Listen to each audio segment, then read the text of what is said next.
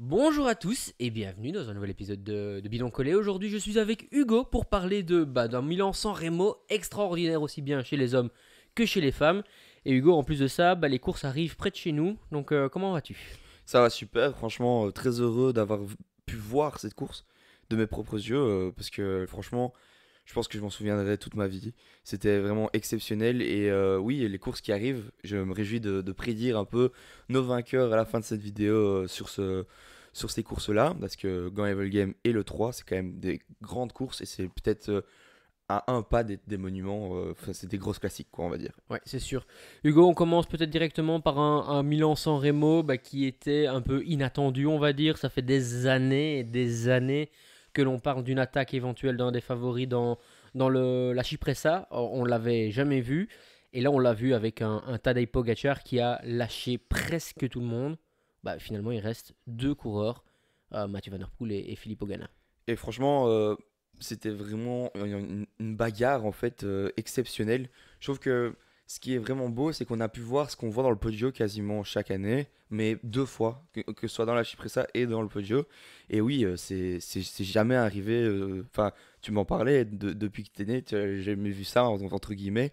Et franchement, je pense que Pogacar nous a rendu cette course qui était peut-être un peu, enfin, comment dire, ennuyeuse jusqu'au Podio, vraiment exceptionnelle. Franchement, quand je l'ai vu attaquer, je me suis dit, waouh, il est vraiment fort, il va vraiment tous les lâcher. Et d'ailleurs, dans ma tête, impossible que les autres le suivent parce qu'il semblait vraiment fort. Mais Mathieu Van Der Poel était vraiment dans un autre monde, je pense. Ouais, il a tout fait, je pense. Tadej Pogacar a fait la course à 90% parfaite. Pour moi, il a fait la montée qu'il fallait. Peut-être que il lui manque peut-être le rythme de Del Toro encore entre Wellens et Narvaez peut-être pour faire encore une plus grosse différence, pour un rythme peut-être plus soutenu. Après, je pense qu'il a attaqué comme il le fallait dans la Cipressa. Dans le Podio, peut-être la dernière attaque est peut-être pas au bon moment. Il a peut-être attaqué sur un replat au lieu de rattaquer sur une partie un peu plus dure. Puis après son sprint, où là finalement il y a peut-être un détail qui manque, c'est qu'il a voulu surprendre, mais ils ont voulu surprendre tous les trois.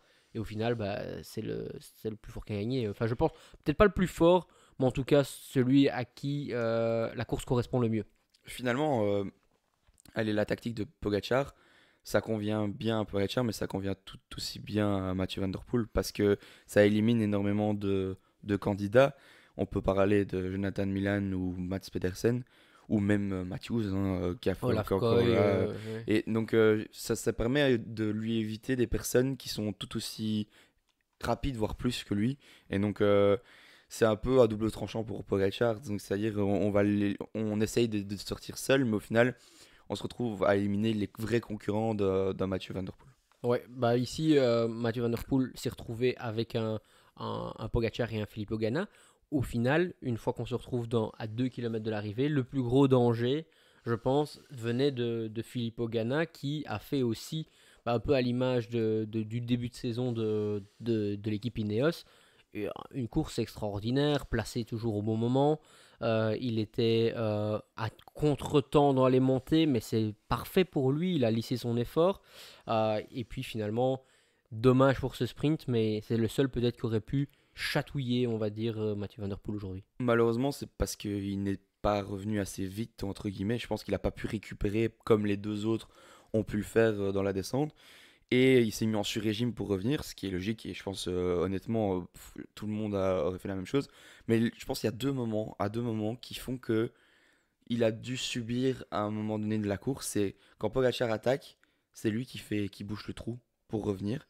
Et donc, c'est vrai que c'est un peu jouer avec la loterie en laissant Mathieu Van Der Poel, enfin, jouer avec le feu de dire Mathieu Van Der Poel passe. Mais derrière, il y avait Romain Grégoire aussi qui était là.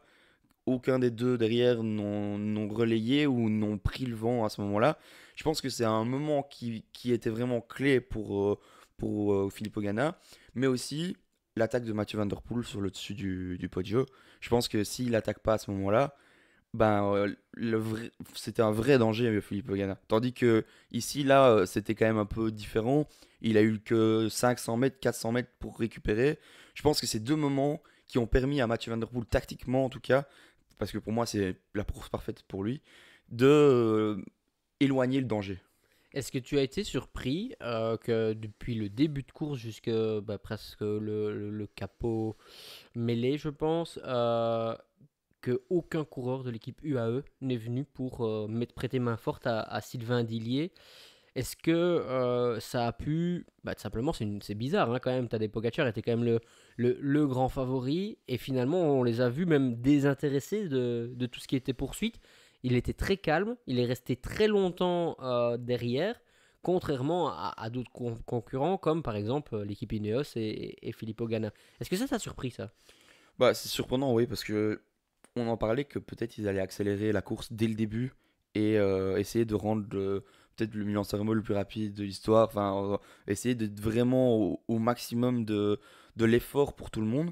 Et au final, ben, je pense que ça n'aurait pas spécialement changé la chose parce que au vu de comment ils se sont retrouvés très vite esselés, les trois meilleurs, entre guillemets, je suis pas sûr que même quand tu parles de Del Toro qui allait refaire un relais, que ça allait changer grand chose parce que les trois plus forts étaient devant et c'est vraiment l'attaque de Pogacar qui aurait pu changer les choses.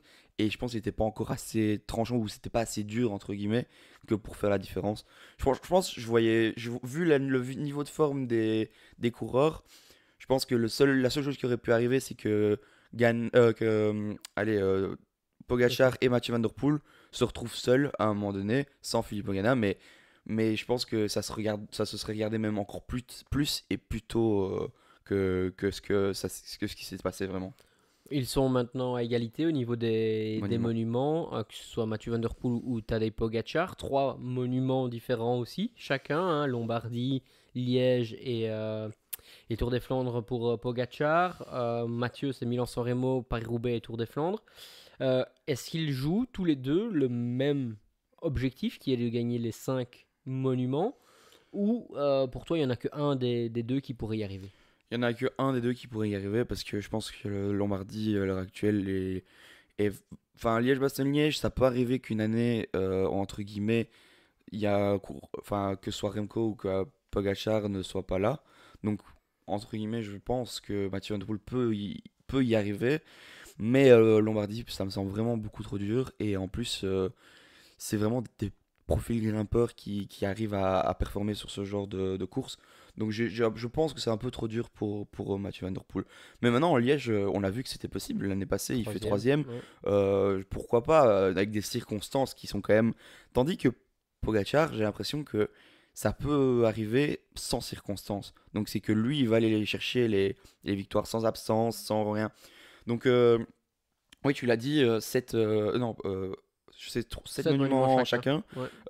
Et ben oui, mais Mathieu Van Der Poel a quand même quasi 50 de plus. Ça, c'est 4, je pense, exactement.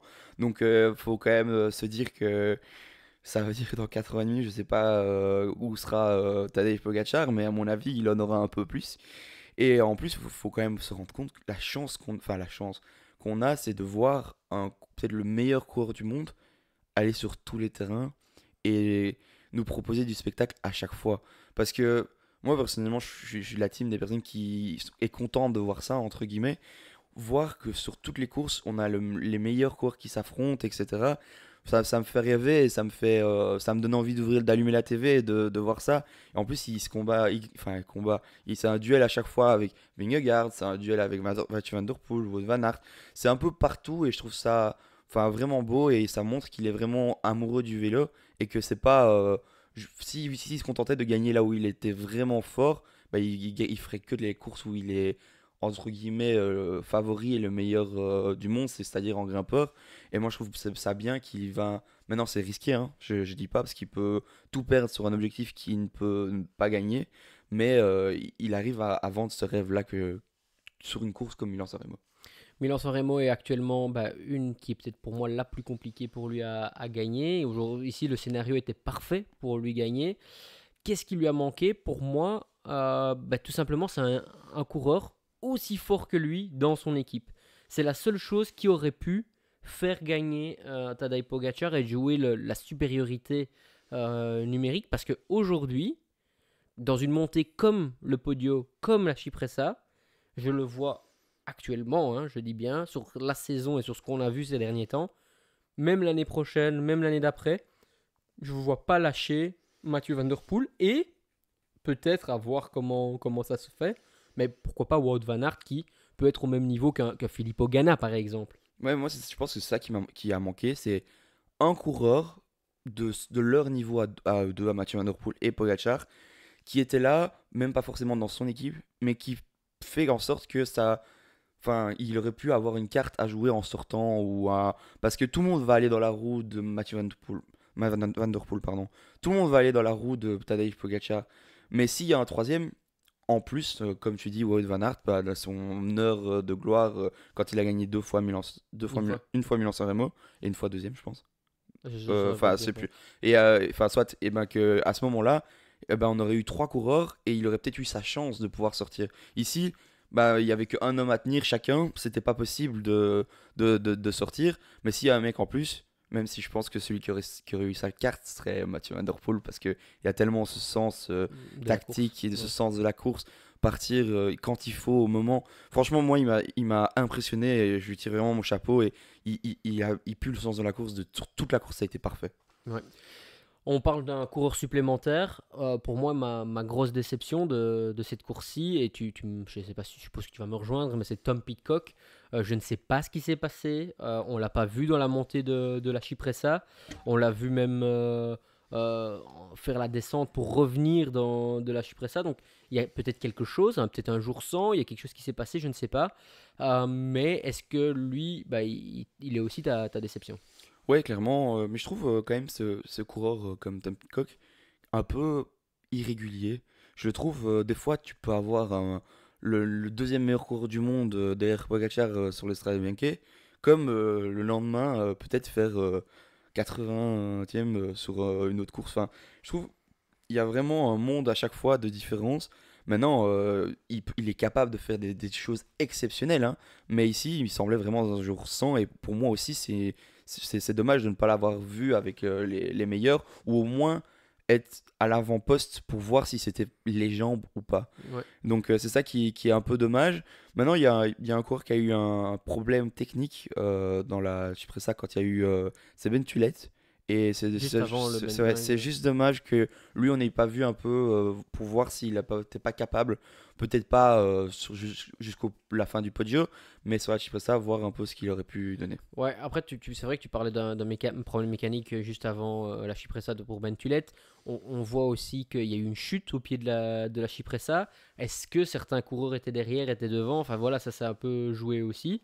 Autre déception, mais là, pour moi, c'est dans une moindre mesure, c'est l'équipe Lidl Trek qui, malheureusement, bah, est aux abonnés presque absents, puisque bah, ils se sont retrouvés dans un groupe de deuxième plan, voire presque même troisième plan à un certain moment, avec Jonathan Milan et Pedersen qui est revenu seulement sur le peloton par la suite.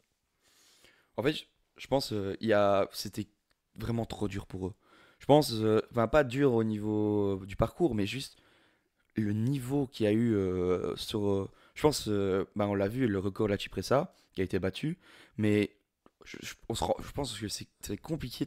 Quand on voit l'écart avec le groupe après, et encore, il y a Romain Grégoire qui a fait l'exploit de pouvoir accompagner quelques moments, on va dire, ce groupe-là, mais ils semblaient tous les trois sur une autre planète. Et encore, même Ghana, enfin, en fait, il était vraiment. Parce qu'on quand il lâche, entre guillemets, le du groupe de devant, il lâche pas vraiment. Il est vraiment. On voit il gère son effort à 200% et il est vraiment. Enfin, il se met pas à bloc, quoi. Donc, je vois vraiment pas comment Mats Pedersen aurait pu suivre ça parce que Jonathan Milan, entre guillemets, c'est vraiment pas possible. C'était peut-être vraiment beaucoup trop dur. Tandis que Max Pedersen, c'est peut-être le Ouais. profil qui était possible de suivre, mais c'était Après, quand même compliqué. Après, où je suis déçu, c'est que, bah, par exemple, Milan, on le voit pas non plus dans le classement par la Ouais. suite, Mhm. alors qu'on voit un Olaf Koy Ah, faire c'est un vrai. résultat.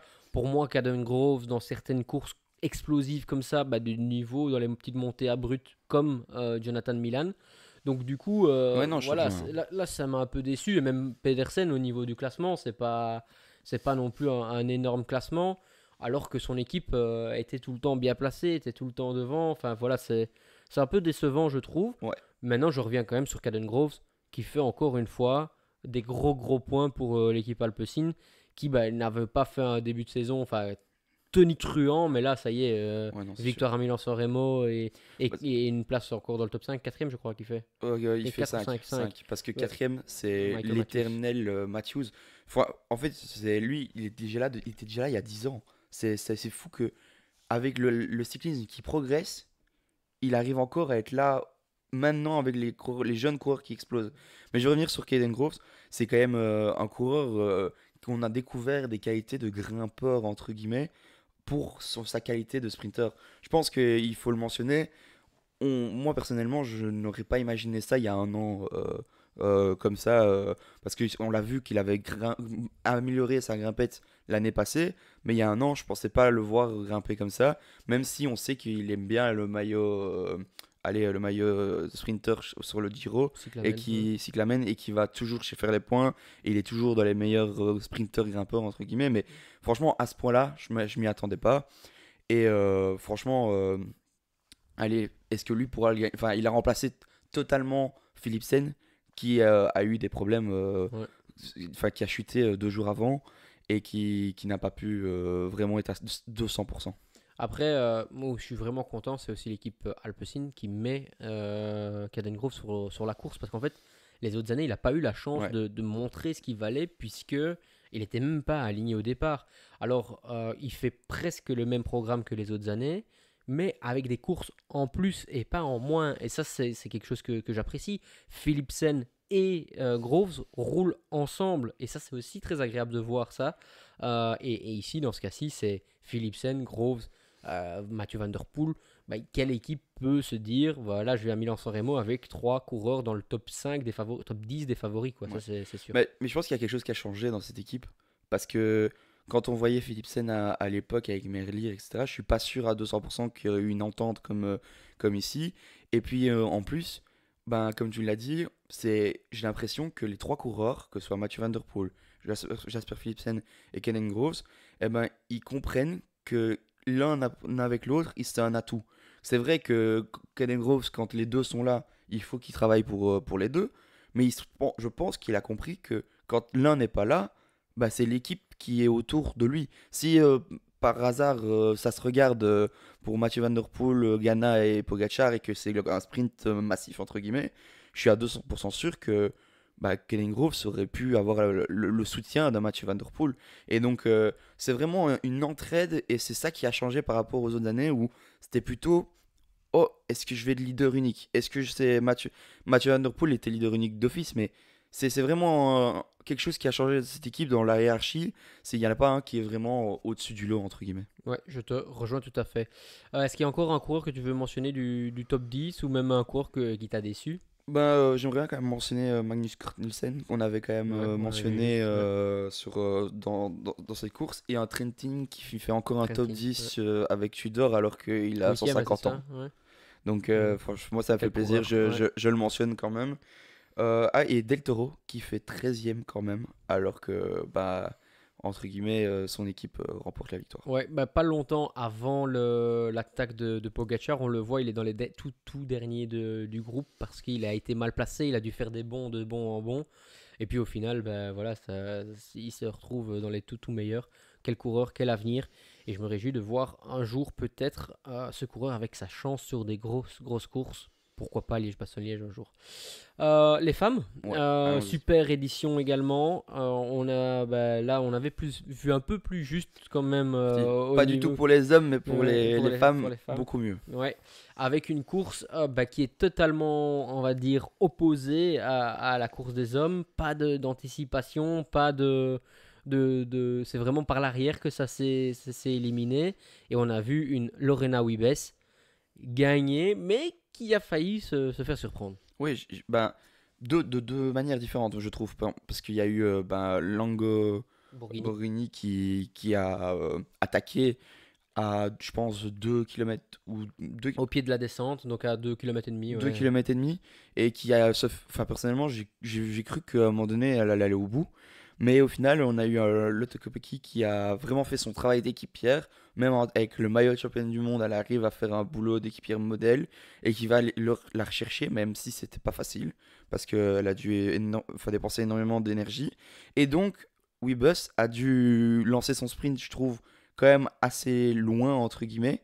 Et on a vu un Marianne Vos. Marianne Vos qui est revenu. Quand même, à un moment donné, je me suis dit, ouh, ouh, ouh, ah Ouais. non, ça va. Ouf. Non, en fait, je pense que moi, contrairement à toi, je trouve qu'elle a attendu trop longtemps parce que en fait, la vague revient et elle doit sortir de la vague et elle se fait presque enfermer. Si elle attend une fraction de seconde en Ouais. plus, elle est battue. Après, bien oui, voilà, Lorena Wiebes est la meilleure sprinteuse du monde. Elle avait déjà gagné l'Amstel Gold Race, donc ça veut dire qu'elle sait quand même passer les bosses. Ici, elle a pu compter sur une Lotto Kopecky qui, l'air de rien, pour une première course, pardon, a fait une course plus que ce qu'il fallait. Championne du monde, elle a roulé les 2 derniers kilomètres et demi en tête et voilà, elle a roulé pour Lorena Wiebes. Petite déception quand même de l'équipe française des Jeux, puisque avec Juliette Labousse et Demi Vollering dans le final présente, elles n'ont pas forcément fait de grosses différences. J'ai même pas vu Demi Vollering attaquer plus que ça. Alors, première question, c'est est-ce qu'elle était apte à le faire ou ça roulait trop vite? Ou deuxième chose, c'est une première de Milan-San Remo. Peut-être elle s'attendait pas à avoir un si petit groupe dans le final. Si petit groupe ou si grand groupe? Ouais, j'ai lu une interview de Demi Vollering qui disait les côtes ici, c'est quand même pas ce à quoi je m'attendais. C'est beaucoup plus facile que ce à quoi je m'attendais. Et donc, peut-être qu'elle s'attendait à ce que justement le groupe soit peut-être moins usé, on va dire. Moi, j'ai trouvé que ce groupe était plutôt homogène, finalement, qui était vraiment surprenant parce que chez les femmes, on sait qu'il y a quand même beaucoup plus de différences de niveau. Et on a vu cette descente être vraiment particulière, en fait. Je pense qu'on a vu même des petits moments où il y a une coureuse à l'arrêt à gauche, une coureuse à l'arrêt à droite. Je pense que c'est aussi apprendre à cette course un peu pour toutes les coureuses. Donc c'était une nouvelle expérience pour tout le monde. Et cette descente, c'était plus pour les personnes qui étaient vraiment à l'aise. Et je suis pas sûr que Vollering était à 200% à l'aise sur cette descente ou la boost. Maintenant, c'est sûr que c'est des grands coureuses avec une technique vraiment exceptionnelle. Mais je pense que l'italienne qui est sortie, elle avait Lamborghini, beaucoup ouais. plus de notions de cette descente. Et moi, j'étais plutôt, enfin, pas déçu, mais surpris de ne pas voir Diggers enfin, attaquer à ce moment-là. Mais c'est parce Parce qu'elle a que, pas réussi à sortir dans la voilà, c'est descente. Ouais. ça. Et donc, c'est pour ça que moi, je pense que c'est pareil pour Vollering. Elle n'a pas pu être à ce moment-là attaquée. Maintenant, c'est clair que c'est dommage que à deux Françaises des Jeux, ne pas tenter le coup, Ouais, c'est ou quand même même quelque dans chose. les parties les plus dures, justement, tu Ouais, vois. ouais, Parce qu'on a vu quand même des fois Kopecky, on a vu Wiebes qui n'était pas forcément en position non plus. Et finalement, la seule qui a vraiment tenté, c'est Katarzyna Niewedova, qui est la vainqueur du Tour de France, qui a mis les feux aux poudres, mais qui finalement n'a pas ouais. réussi à lâcher tout le monde. Mais Marianne juste Vos aussi, vas-y. question, tu penses que Lotte Kopecky, sans être dans l'équipe de Weebus, avait les qualités que pour gagner? Oui, mais, avec un mais, je pense que sans Lorena Wiebes, c'est Marianne Vos qui gagne parce que Marianne Vos va très vite. Parce que j'ai pas trouvé Lotte Kopecky et passe pas vraiment dans les toutes premières au sommet et donc du coup dans la descente elle prend des éclats. Elle a dû faire déjà des efforts à ce moment-là. Donc oui et non. Oui parce qu'elle m'a semblé très très forte À la fin, ouais. physiquement. Mais, mais par contre, l'air de rien, ses premières courses, des descentes techniques comme ça dès le début, c'était peut-être pas son meilleur jour au niveau technique. Mais après, voilà, sur une course si dure, si rapide, je pense que le déroulement de la course aurait été mis un peu différemment parce que Blancavas a roulé pour la SD Works pas mal. On a vu pas mal de coureuses de la SD Works au travail. Je pense qu'ils auraient fait une course plus explosive, même si au final, on se rend compte que quand il reste plus quand au sommet du podio, Lorena Wiebes tourne dans les 5 premières. Donc, ouais. Moi, je pense qu'elle a voulu montrer qu'elle était là encore là à l'équipe, que comme ça, on était sûr que ce soit pour elle. Et même, je pense qu'il n'y avait pas de question non plus. Mais ce qui est sûr aussi, c'est que le Tokopeki est prête pour les Flandriennes. Ouais.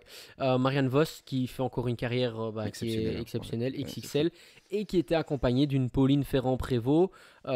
Pauline Ferrand-Prévot qui, après ces années de VTT, est revenue sur la route, qui vise une victoire sur le Tour de France d'ici cette année ou dans les prochaines années. Bah voilà, en tout cas, ça fait vraiment plaisir de la voir, l'ancienne championne du monde, à ce niveau-là. Sur les courses, même si elle a été reléguée, je pense, Ouais. à la 12e place. Elle était ou 13e place. 5e et Ouais. elle a été reléguée parce que elle était déclassée entre guillemets. Ouais. Mais ouais, c'est vraiment bien pour elle. Et je pense qu'on peut mentionner aussi deux coureuses. Je pense que c'est important. Le cours qui vient de Soudal. Ouais. Enfin, c'est Ouais, AG je sais. Assurance. Ouais, AG Insurance Soudal, ouais. Ouais, donc franchement, très très belle performance qui fait 5e. Et ça, je ne saurais plus dire, mais c'est Roug. Roug. Enfin, soit c'est une coureuse aussi, mais je connais pas super bien. Mais qui fait 4e, du coup. Ouais. Et c'est Et quand même Balsamo fait 3, c'est ça?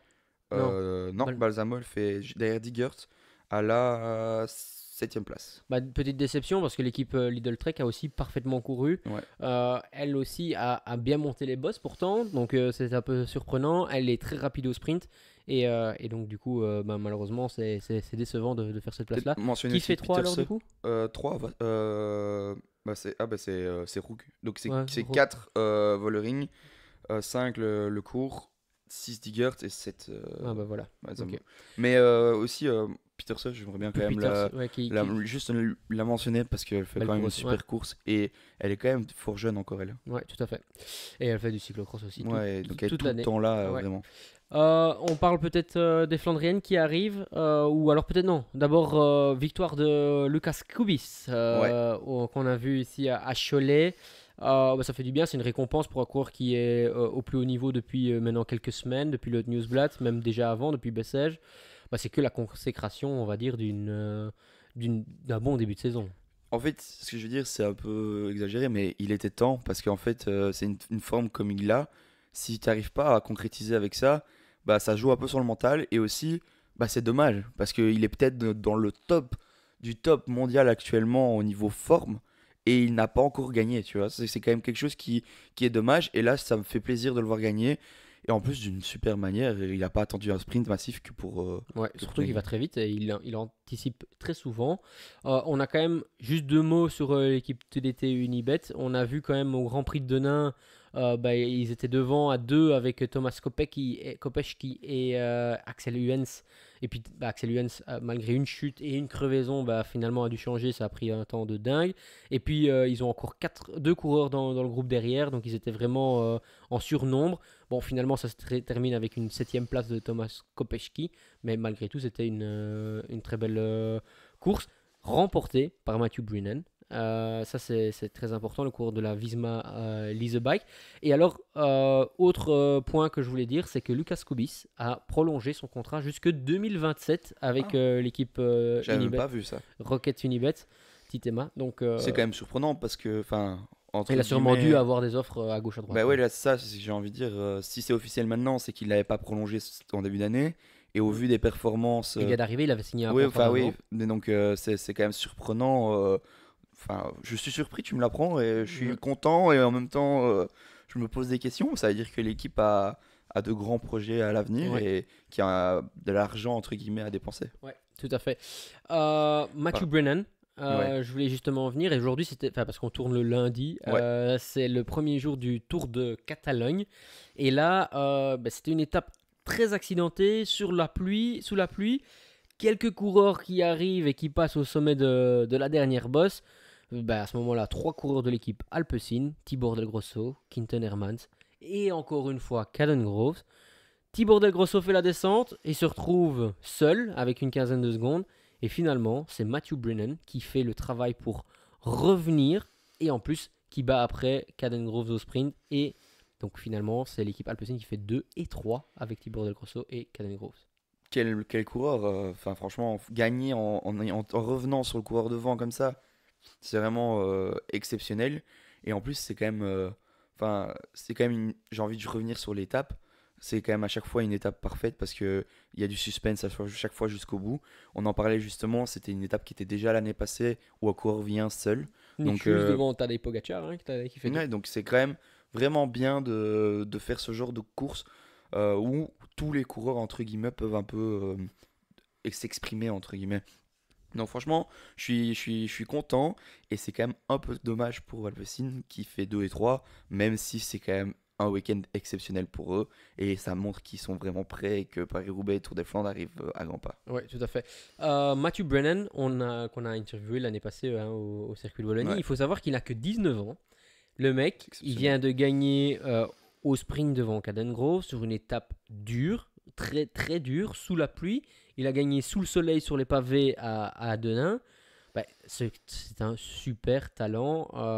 Est-ce qu'il ne devrait pas faire partie de l'équipe de Visma Lease Bike à travers la Flandre et pourquoi pas sur les plus grosses échéances? Bah bonne question et je pense que pourquoi pas parce qu'on voit qu'à chaque fois il y a des petits problèmes de santé entre guillemets pour Visma et donc j'espère qu'il va pouvoir faire ça et Visma compte souvent sur des stars qui naissent, des très jeunes coureurs qui naissent et donc je me réjouis de le voir sur des grandes courses et pouvoir s'exprimer à 200%. Ouais, surtout que on sait que sur les classiques, il n'y aura pas Kampenart, il n'y aura pas. Les frères Van Dijk sont partis chez Bora. Donc Van Barle est sûrement pas au top du top, je sais pas Tratnik encore. n'était pas là. Donc si on regarde et qu'on fait la somme de tout ça, il y aura sûrement de la place. Bon, maintenant il est là sur le Tour de Catalogne, donc à mon avis, avant Grand Wevelgem, ce sera pas possible. Mais pour le reste, c'est quand même une bonne nouvelle. À travers la Flandre, pourquoi pas? Peut-être, ouais, en effet. C'est Surtout quelque chose qu'il n'y qui aura pourrait. peut-être pas les tout gros noms à ce Il y moment-là. aura sûrement pas Wout van Aert, parce On que verra à ce moment-là. ouais, mais enfin, je veux dire, c'est quand même. Enfin, pourquoi pas? Ouais. Juste voilà, pourquoi pas. Tour de Catalogne avec des très gros favoris, hein, Ayuso, Roglic, Egan Bernal, Lorenz de Plus. Qu'est-ce que j'ai vu d'autre? Ayuso, je sais pas si je l'ai dit. Ouais, tu l'as Ouais, dit, enfin, Ayuso, ils ont une très grosse équipe à Lenny UAE. Martinez. Ils ont Adam Yates aussi. Enfin, c'est quand même à chaque fois des grosses équipes, de toute façon, quand ils s'alignent. Mais surtout sur des courses comme ça d'une semaine. Mais enfin, ce que je me réjouis de voir, c'est Bernal qui revient à la compétition. C'est bien que chaque fois qu'il revient, et à chaque fois je dis c'est cool parce qu'il revient, mais j'aime vraiment bien ce coureur-là. Et en plus, il marchait très fort avant de voir son petit problème de chute et clavicule cassé. Lenny Martinez, comme tu l'as mentionné, Juste pour c'est quand revenir même. sur Bernal, il a annoncé dans la presse qu'il visait le podium parce qu'il se sent en très très grosse forme. Et quand on regarde, il reste plus qu'une vingtaine de coureurs. Et par exemple, des coureurs comme Richard Carapace, Ouais, ouais. etc., ont déjà perdu du temps. Donc Bah, pourquoi pas. ouais, franchement, je me réjouis de voir. Il va arriver ce fin de semaine. J'ai vu regarder les étapes. Tu as quand même à chaque fois moyen de Catalogne. s'exprimer. Ouais. Il y a encore deux étapes où les sprinters peuvent enfin les sprinters sprinters qui savent quand même un peu grimper hein, parce que pour aller là-bas il faut quand même Ouais. un peu savoir grimper, qui peuvent s'exprimer, mais sinon le reste c'est tout pour les grimpeurs. Donc pourquoi pas. Il y a vraiment des bons coureurs. Il y a aussi Arensman qui y est. Il y a Roglic qui est. Donc Ouais. c'est quand même un coureur qu'il faut mentionner. C'est l'un des plus. Je pense que c'est le coureur en activité qui a le plus de tours d'une semaine à son palmarès. Donc il sera toujours favori, même s'il n'est pas au top de sa forme, on le sait. Donc ouais, j'ai fait mon petit top 3.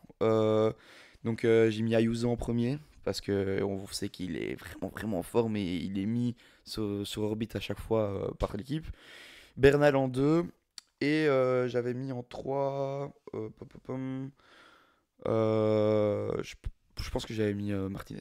Ok, bah moi je pense que tu peux prendre les mêmes et tu mets Roglic à la place de en premier et puis tu fais la suite. Ah, Roglic pour Ouais, vainqueur. ouais c'est sa course, c'est peut-être arrivé au sommet comme ça, il y arrive.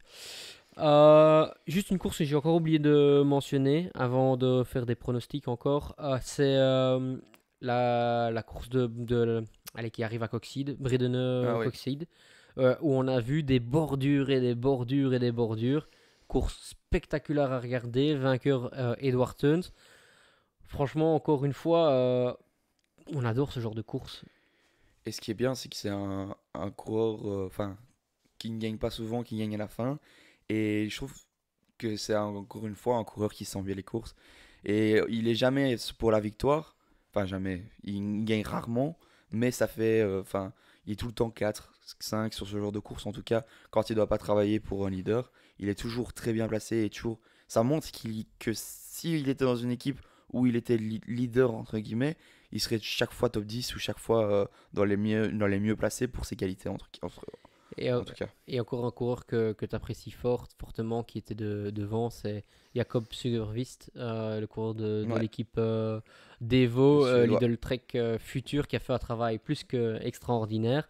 Et on peut aussi dire que Alex Egart est en forme puisque il était plusieurs fois devant cette semaine, puisque c'était une semaine chargée en compétition.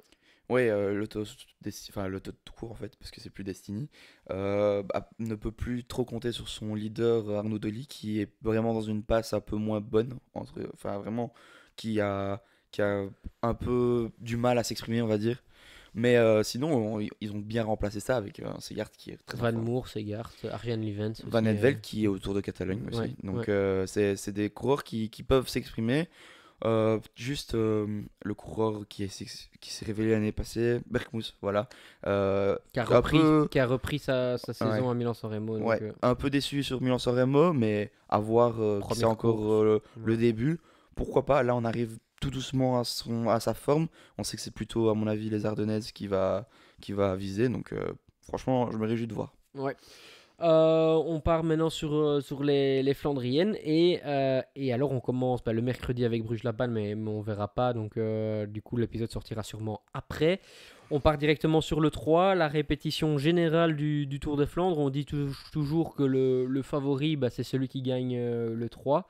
Hugo, qu'est-ce que tu peux attendre et quels enseignements tu recherches en tout cas dans cette course-là? Alors, le plus gros point d'interrogation pour moi, ça va être la forme de Wout van Aert. Alors ça, c'est la chose que je me pose. Genre, je me pose toutes les nuits avant de m'endormir. Je me dis, Wout van Aert, est-ce qu'il va être en forme? Non, j'exagère, mais c'est quand même un facteur qui va influencer tout le reste des Flandriennes. Que ce soit le Tour des Flandres, Roubaix, etc. Donc j'ai envie qu'il soit prêt et qu'il soit là et qu'il marque un grand coup directement d'entrée de jeu. Maintenant, ce que j'ai vu en face, c'est des monstres. Donc j'ai quand même du mal à y croire. Mais c'est mon petit rêve, entre guillemets, de le voir super fort ce jour-là et être au niveau des autres comme on l'a vu dans ces dernières années et se battre avec eux. Oui, le fait de voir les trois coureurs en action, plus Agana, est-ce qu'il pourrait Ouais, pas être le numéro 4 ici? Surtout que lui va être très bien entouré avec un Joshua Tarling, avec des une Ben équipe qui Turner, marche. avec une équipe qui marche très très fort. Tous, hein, c'est incroyable. Et donc du coup, mais par contre, oui, les autres vont aussi être très bien accompagnés, puisque Philipsen va accompagner Mathieu Van Der Poel, parce que Wout van Aert sera avec Laporte, avec d'autres coureurs en plus qui seront là pour aider. Ouais, ça va être un beau duel. Rapport de force, bon, UAE, on n'en parle pas parce que c'est à chaque fois peut-être la plus grosse équipe sur le papier. Je me pose quand même une question pour eux. Est-ce que Morgado y sera, tu crois? Ouais. Il était en tout cas il est à la panne. Donc, Bah, moi, en fait, sur la start list de l'E3, il y est pas encore là toute l'équipe du AE. Je me pose quand même la question s'il y sera pas. Et c'est quand même un atout énorme ouais, pour les même jeux. si je le trouve un peu moins transcendant ces derniers jours par rapport à son début de saison. Est-ce qu'il n'a pas été un peu trop tôt en forme? Est-ce que il a le temps de se réhabituer à revenir courir dans la pluie? Est-ce que c'est pas ça aussi qui fait que après on sait qu'il pourra compter sur un Timo Lenz, un Florian Vermeersch qui est Du Spolit. aussi très très fort, un Ispolis qui est très très fort, les frères Oliveira qui seront oui et non. Enfin voilà, on regarde, je pense que toute l'équipe, on a vu allez, Narvaez aussi qui était en très très grande forme et d'ailleurs j'ai oublié de le mentionner mais c'est quand même une grosse partie grâce à lui qu'on a réussi à lâcher tout le monde Ouais, dans la ouais. Cipressa. Donc oui, je me réjouis de voir cette équipe UAE à l'œuvre. Maintenant, ma grosse question, c'est un peu comment la concurrence va réussir à vivre, Exister. à exister face à des équipes comme UAE, Visma les The Bike et Alpecin. Par contre, un gros bloc qu'on n'a pas encore mentionné dans cette partie de la vidéo et qui se doit d'avoir une revanche, c'est l'équipe Trek. Lidl Trek avec des Pedersen, avec Jasper Stuyven, avec peut-être Vasek aussi, qui sera peut-être là, qu'on a vu très très fort au Newsblatt. Euh, Hugo, qu'est-ce que tu peux attendre de cette équipe-là? Bah, en fait, moi, je me pose la question, c'est, comme tu l'as dit, comment vont-ils exister? Parce que le 3, c'est quand même différent que Gant Evolgame et certaines autres courses, c'est que c'est vraiment dur. C'est tout le temps à fond. Les coureurs peuvent sortir à 80 km de l'arrivée. Que enfin, c'est quelque chose qui pourrait ne pas nous choquer. Si, c'est quand même énorme, mais ça pourrait arriver, quoi. Et donc, je me pose la question de comment ils vont pouvoir vraiment rivaliser, sachant que je pense que dans les ascensions, Mats Pedersen enfin, peut-être Steven, je sais pas encore à 200% leur état de forme, mais il me semble pas assez fort que pour accompagner. Donc, il faut vraiment tenter. Comment? Je sais pas vraiment, mais il faudra anticiper, je pense. Ouais, bah, anticiper, chaque année on dit la même chose, mais les courses se déclenchent De plus en plus de tôt. plus en plus tôt. Et puis après, on se retrouve avec des scénarios comme Mats Pedersen au Tour des Flandres qui attaque à 110 km de l'arrivée. Mais Et j'ai une contradiction, c'est Gant Evelgem l'année passée, avec Mathieu Van Der Poel qui se fait un peu piéger euh, avec un Jonathan Milan et Pedersen avec lui. Et Steven Et à la base aussi qui a crevé. Ouais. ouais, donc c'est quand même. Il y a anticipation, enfin pas débile, mais anticipation, exagération et anticipation, le maître Ouais. mot qu'il faut.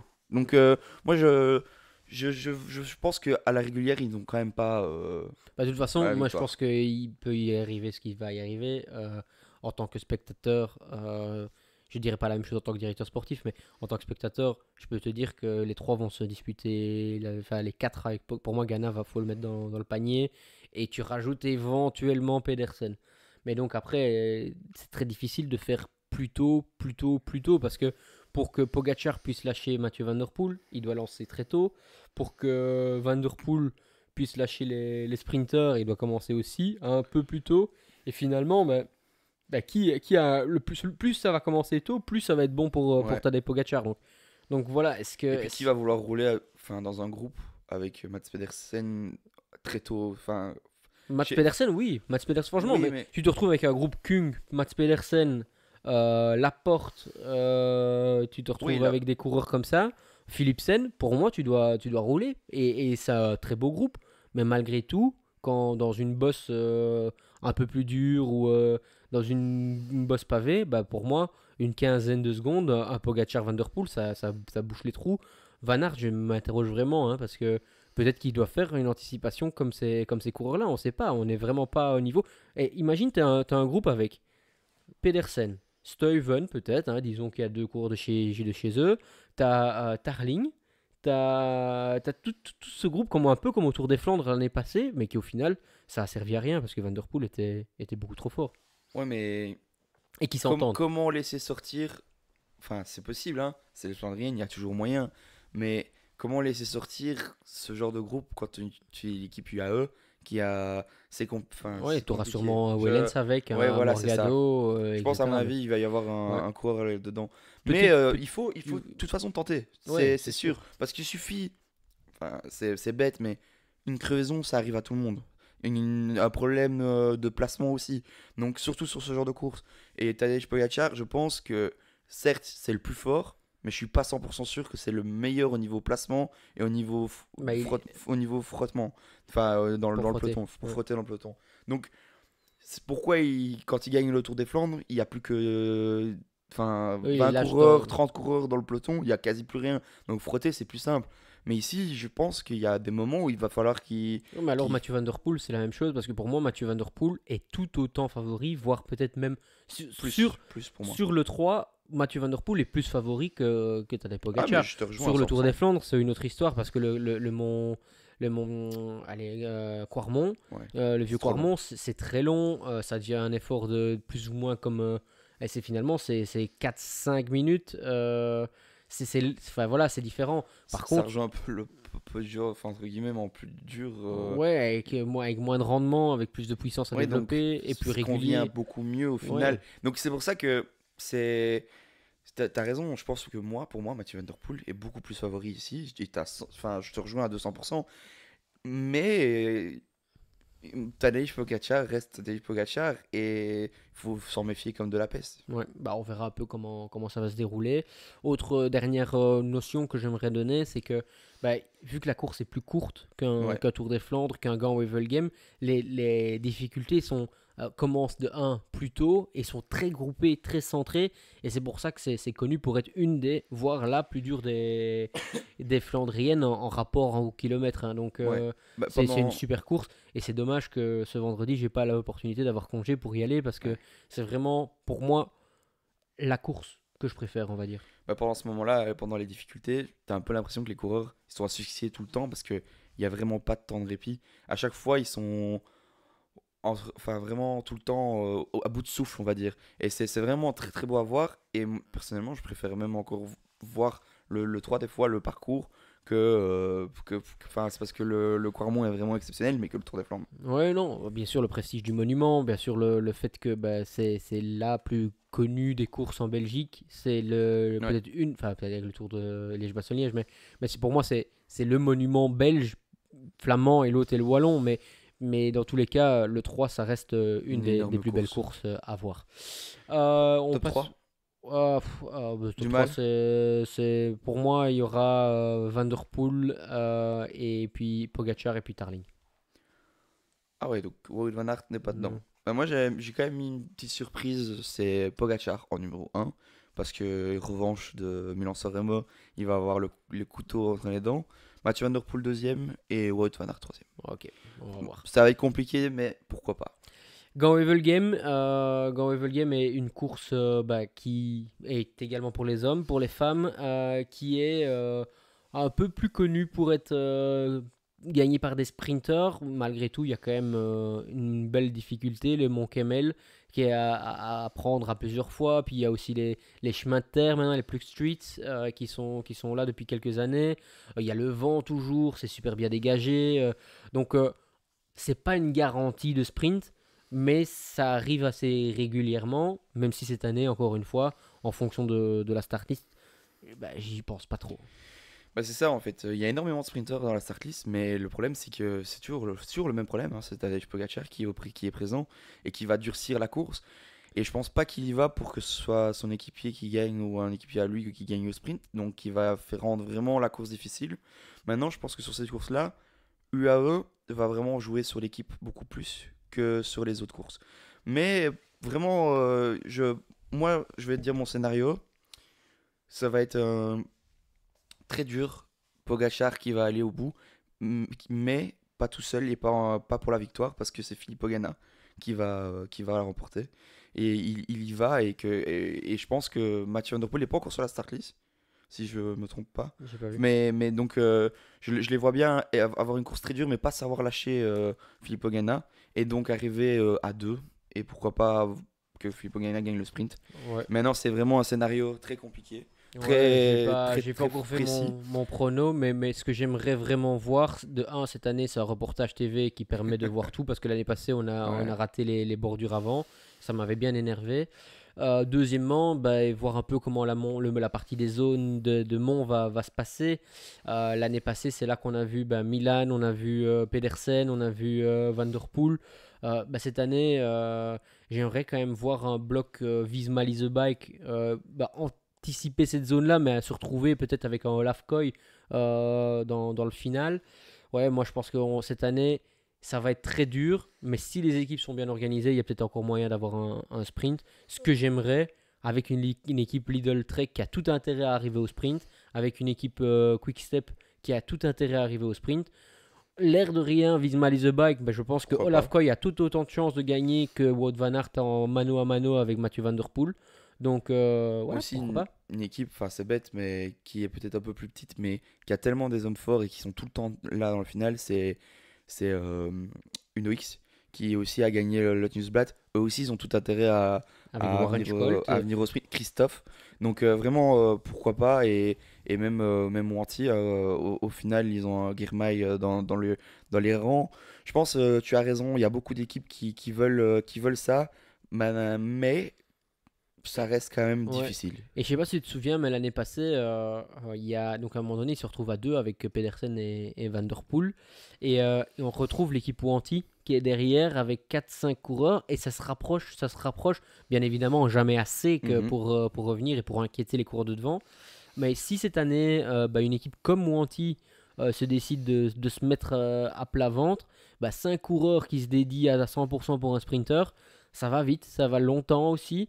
Maintenant, d'un autre côté, quand on voit comment ça a fallu du temps à Bredene Coxide pour revenir sur un groupe de tête avec toutes des équipes qui étaient à plat ventre pour rentrer, voilà, c'est Ouais, pas évident. malheureusement, je pense que c'est un peu notre esprit espoir que ça arrive au sprint pour avoir un peu de suspense, etc.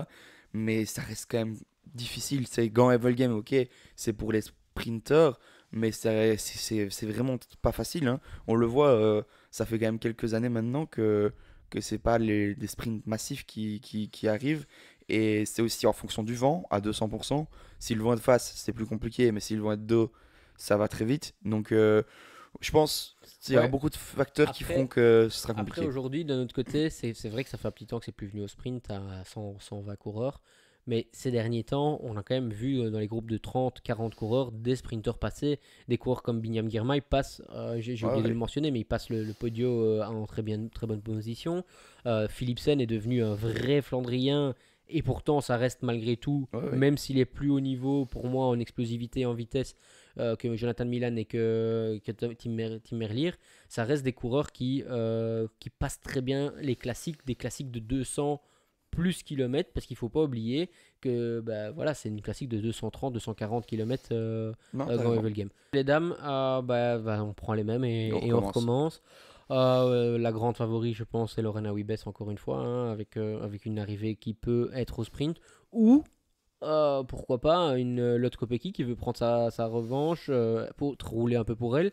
Donc ils ont quand même cette carte chez SD Works toujours de se retrouver avec, si c'est dur, Lotte Kopecky, si c'est un peu trop facile que pour avoir une course cassée, on a Lorena Wiebes. Mais attention, on a quand même des coureuses aussi comme Blanca Vas, j'en ai déjà Mhm. parlé, mais c'est quand même une coureuse qui, année après année, course après course, se retrouve souvent dans le final. Bah, c'est ça, t'as raison. En fait, ils sont peut-être les deux coureuses les plus fortes dans leur domaine. Et donc, ça leur permet d'avoir pas l'obligation de lancer la course. Donc, ils ont pas l'obligation de rendre dure la course. Et alors, de rester frais au moment où c'est vraiment important. Et quand c'est important, ils ont une coureuse qui est assez forte que pour être peut-être la meilleure ou Ouais. l'une des deux meilleures sur ce genre de parcours et être là quand il faut. Et après, on voit que les coureuses qui sont peut-être aussi fortes qu'elle, c'est des Demi Vollering, c'est peut-être Katarzyna Mais Nevalova. voilà. Mais par contre, est-ce qu'elles sont aussi vite que Lotte Kopecky au sprint? Je le pense pas. Donc c'est là le gros point, c'est que dans tous les groupes de force presque, elles sont toutes au même niveau. Alors je voudrais quand même dire que l'équipe française des Jeux, Suez, va quand même être assez forte avec Demi Vollering, oui, avec Elise Chabet aussi qui sera là. Et puis il y a, enfin, je répète, mais la sprinteuse Wollotstone qui va aussi être là. Puis après, on verra un peu comment ça va se passer pour les femmes. Mais en tout cas, je pense que ça va être un duel. Si ça vient dur, si c'est vraiment dans les pavés que ça se joue, Vollering, Voss, un trio alors avec ces trois-là et Lotte Kopecky. Sinon, je vois une Lorena Wiebes encore une fois. Ouais, mais si ça arrive, si Weebus n'arrive pas à suivre ou est dans un jour sans, ben c'est possible que il y a d'autres coureuses qui ont déjà battu Kopecky au sprint. Tu as parlé de Marianne Vos, mais c'est possible aussi que Lango Borghini soit là aussi. Maintenant, c'est sûr que ça reste quand même compliqué, mais il y a des coureuses qui ont Balsamo. déjà pu battre Kopecky au sprint à la Ouais, régulière, qui n'est pas, maintenant elle a l'air très en forme, mais qui n'est pas enfin, incontestable sur ce domaine-là. Donc c'est toujours mieux d'arriver seul si elle peut le faire, mais s'il y a un petit groupe, ouais, bien c'est sûr. toujours spécial hein, un sprint Ouais, ouais, à deux trois après les courses comme surtout ça. qu'on l'a vu aussi même au JO, je pense, où elle fait, je pense, deux Ouais, ou troisième, elle finit cramée, cramée. ouais, Ouais, mais deux ou ouais, troisième du sprint. Donc ça peut arriver qu'elle soit battue, hein. ouais, c'est sûr. En tout cas, on a une saison des classiques qui est Palpitante. palpitante pour les hommes, pour les femmes, parce que chez les femmes, en plus, on a une répartition des forces dans toutes les équipes Ouais. aussi, et ça, c'est vraiment très, très agréable. de voir ça parce qu'on a l'équipe Canyon Scrum, on voit l'équipe FDJ, on voit SD Works, même l'équipe Movistar avec la Kate Ferguson qui fait Ouais. un super début de saison, Liane Lillipert. Donc voilà, Bah, Charlotte Cole aussi, qui peut être une des seules à avoir battu pardon, Lorena Wiebes au sprint. Donc à voir comment elle peut passer les bosses aussi, donc avec l'équipe DSM Firmenech, donc on verra. franchement, sur, Picnic Postnel, pardon, ouais, désolé. chez les femmes, le cyclisme, on en a parlé, je sais plus quand, mais on voit qu'ils veulent promouvoir le sport à 200%. Que même les coureuses qui sont dans la course, à l'inverse des hommes, où les hommes sont plutôt à promouvoir leur équipe ou leur personne, eh ben, ils sont plutôt à promouvoir leur sport en général. Et je trouve ça vraiment beau parce qu'on a l'impression que c'est une grande famille en fait chez les femmes. Même Et si que elles ont l'air de certaines entre eux de pas. de se détester. Mais oui, Ouais. mais il y a toujours cet aspect de promouvoir ce cyclisme qui est en expansion chez les femmes. Et j'étais peut-être le premier à ne pas regarder à l'époque. Et parce que je trouvais ça différent en fait. C'est vraiment une différence. Il faut garder la notion que c'est pas mieux ou moins bien, mais c'est juste différent des hommes. Et c'est une différente approche. Et je trouve ça vraiment magnifique. Et je commence à de plus en plus aimer, voire adorer les Ouais, courses. bah, c'est clair que plus ce sera médiatisé. En fait, j'en Ouais. parlais avec Bruna encore ce week-end. C'est plus les courses vont être médiatisées, plus il y aura de l'argent qui va arriver dans ce Ouais. sport, plus l'argent arrivera dans ce sport, plus il va être professionnalisé, plus il va être professionnalisé, plus il va être médiatisé. Et c'est un peu une boule de neige. Et vraiment, même si, selon les échos que j'ai, la rentabilité du médiatique du Tour de France féminin n'est peut-être pas encore à 100% celle que l'on espérait. Par contre, ça amène des vocations, ça amène le nombre de licenciés dans les clubs féminins. On a une équipe ici, Minimax Baloise, l'air de rien, qui apporte du budget maintenant dans les équipes de formation juste féminine. Et ça, c'est ce qu'on veut voir parce que plus on va avoir ça, moins le peloton va être disparate, le niveau va être disparate, et plus on va avoir des belles courses. Et aujourd'hui, on a un suspense. Allez, qui a pu s'ennuyer sur la course féminine cette année? C'était incroyable. Non, c'est exceptionnel et tu as raison. Ça, les Lotto Kopecky, les Vollering, etc. ont donné tellement de. Enfin, ont donné tellement d'envie aux coureuses à l'heure actuelle. Et de plus en plus, tu l'as dit avant, quand t'étais une fille qui voulait faire du vélo, t'allais dans une équipe homme pour avoir l'équipement, etc.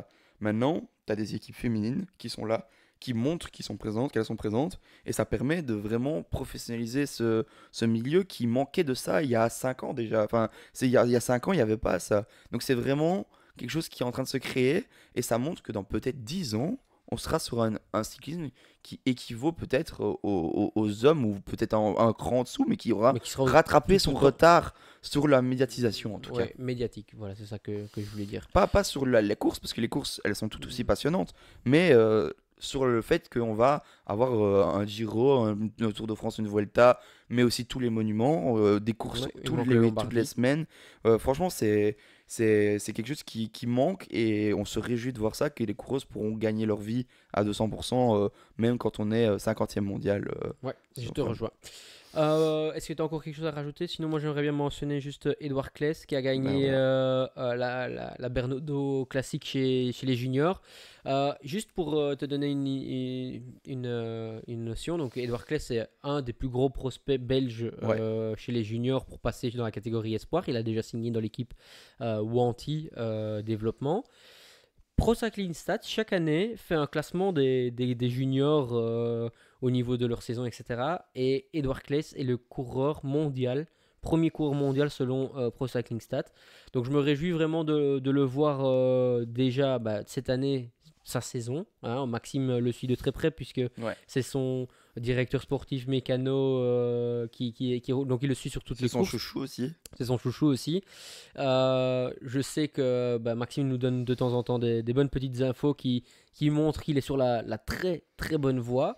Je me réjouis de voir cette année et puis directement le saut vers Ouais, les grands. il a signé chez Wanty Espoir, une équipe qui va chercher des bons coureurs aussi chez les juniors. Mais ce qui est impressionnant, c'est comment il gagne chez les juniors. Ici, il a fait un raid de quasiment 40 km. C'est exceptionnel. À ce niveau-là, sur une course de 120 km, c'est un tiers de la course. Tout seul, c'est quand même vraiment exceptionnel. Et on se réjouit de voir sur les gros objectifs de la saison, que ce soit championnat du monde, championnat d'Europe, chez les juniors. On sait que c'est à partir de ce moment-là qu'il y a les championnats du monde. Et donc, très important d'être le meilleur du monde. Ouais, c'est clair. En plus, la Bernaudo, c'est quand même une Ouais, toute belle course chez les juniors. Et en tout cas, beau travail encore une fois de Laurent Mars et son équipe à ouais. Chevigny pour sortir des tout bons coureurs. Hugo, encore une fois, un tout grand merci d'avoir partagé ce lundi soir avec moi. Vivement la semaine prochaine hein, pour Ouais. débriefer toutes ces courses qu'on vient de mentionner. Moi, je vous demande, s'il vous plaît, de vous abonner. N'hésitez pas de donner vos favoris en commentaire. Je sais qu'on donne beaucoup de prédictions, mais nous, on attend les vôtres aussi pour voir un peu qui va gagner le 3, le Gant Evel Game, etc. Et puis, Hugo, merci beaucoup et à la semaine prochaine. Ciao!